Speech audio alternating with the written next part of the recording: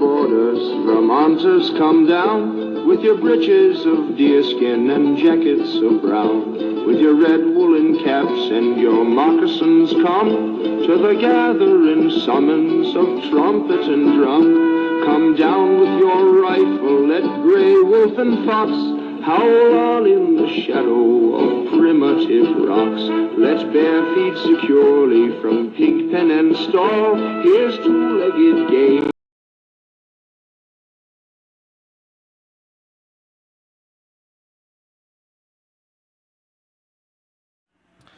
Let's take a look at the Green Mountain Boys, Vermont's old militia. You know, are you willing to defend your country, your state, your nation, like the Ethan Allen boys did and the Green Mountain Boys? We know that the Green Mountain Boys stood up from land grabs in the 1900s. My family suffered land grabs from the state of Vermont government because we were part Native American. But anyways, look at that. Dr. Samuel Adams, the Samuel Adams Beer Company, who I believe they chose the name after, was one of the ones that was trying to steal the land. The Green Mountain Boys didn't like that. And, it was all over land grab. That's how Vermont became the 14th state. But I found this interesting. They helped Ethan Allen and Benedict Arnold capture Fort Ticonderoga from the British. Benedict Arnold later went on to become the traitor. Isn't that amazing? He once had values and morals and was an honorable man. We know that they helped capture Fort Ticonderoga against the British soldiers. And they marched through the north and through Canada. And they also fought in the Battle of Bennington, the Battle of Hubbardton, and the invasion of Quebec. The invasion of Quebec, I guess I forgot or don't remember.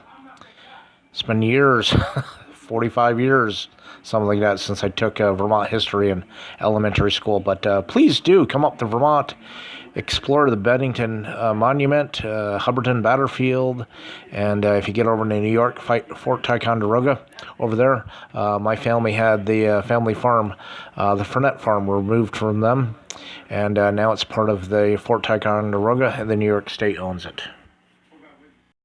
Could you imagine anybody now, 300 militiamen, starting the Battle of Bennington? Ethan Allen again. What would happen to you nowadays? Oh my God, you'd be stripped of your rights, you'd lose everything, your worldly possessions, and you'd be in prison somewhere. They throw away the key. But the New Hampshire men, while New York authorities referred to themselves as the Bennington Mob and rioters, by 1772 they were called the Green Mountain Boys when they continued to terrorize, beat, and burn out New Yorkers. The governor of New York offered rewards for the capture, and then in the absentia, sentenced them to death. In response, their leader, Ethan Allen, declared they were fighting for liberty, property, and life, thereby linking the Grant's cause to America's fight with Britain. Yes, man. Amen. So we see that the Green Mountain Boys weren't just some wild bunch. They were actually authorized by the Continental Congress on July 4th, 1775. He became part of the Northern Army. And they wore their buckskin jackets and breeches. The song that I play in some of my videos, opening and closing, is the Ballad of the Green Mountain Boys. You'll hear part of that in that ballad. It's amazing. In 1749, we could basically take up arms and defeat people from grabbing our land and stealing our rights and things like that. But anyways, read this. It's just interesting. The Green Mountain Boys are a group of men determined to protect their families, lands, who use intimidation, violence, and harassment to drive off the hated Yorkers. You know, this is what's wrote in 150, 200 years later. You know, I believe that liberal Democrats, socialists wrote this. They weren't, intimidating violence. You have to overcome with a greater violence, the violence that you're facing in order to defeat it. Remember that.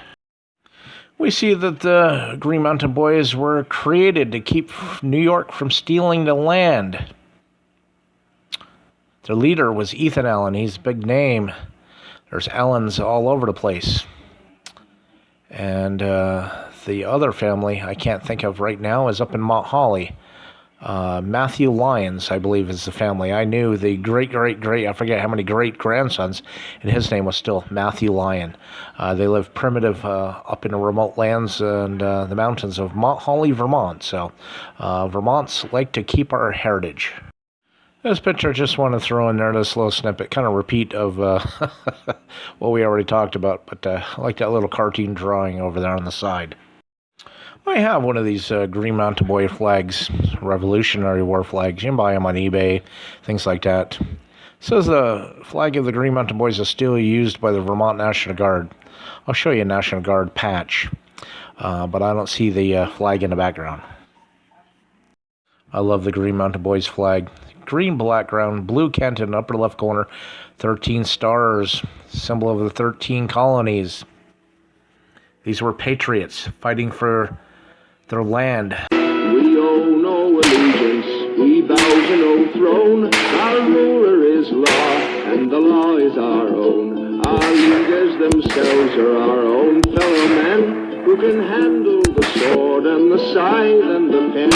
Hurrah for Vermont, for the land that we till must have sons to defend it from valley and hill. Our vow is recorded, our banner unfurled. In the name of Vermont we defy all the world. Then cheer